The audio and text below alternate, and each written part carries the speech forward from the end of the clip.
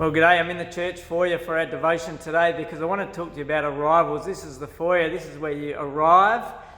John chapter 1, epic gospel starting off, and it's all about arrivals. All the other gospels will launch straight into the story. Some about the story of the birth of Jesus, some about the story of the calling of the disciples. But John's different. John starts with talking to you about who Jesus is. He wants you to know who Jesus is. It's so important that you know who Jesus is.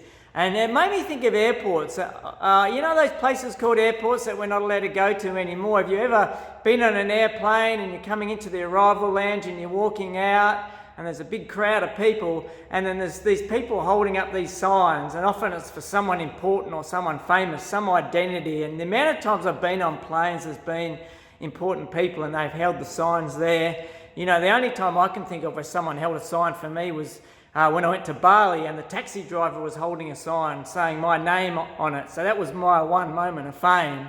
But what John is doing is holding up these name tags, and he says, I want you to know who Jesus is. It is so important. I mean, even in the first 15 or 16 verses, we could spend a month talking about those verses. So much depth there about who Jesus is. It goes right back to the beginning of creation of the world, right back to the beginning, and says, you know, in the beginning was the Word, and it talks about that. Then it says, you know, and then there was the life. He was the life. Then it talks about the light. He was the light.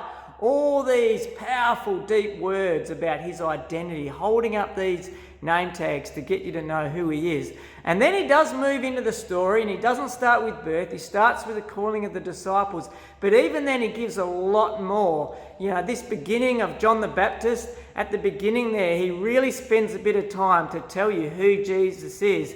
You know, even with John the Baptist, the teacher said, who are you? Are you the Messiah? Are you the prophet? Are you Elijah? Who are you? He says, no, I'm not any of them.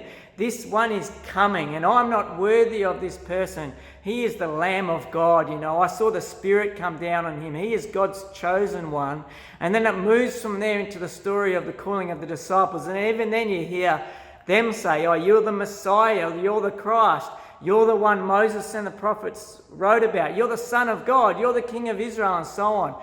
John wants you to know who Jesus is. So the question on you as you read John chapter 1 is you need to ask yourself, who is Jesus to me? So your homework, if you're up for it, read the gospel, read chapter 1 and list all the descriptions of Jesus. Write them down, but ask yourself, who is he to me?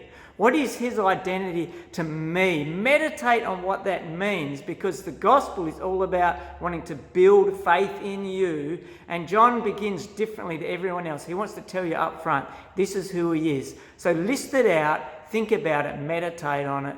Who is Jesus to me?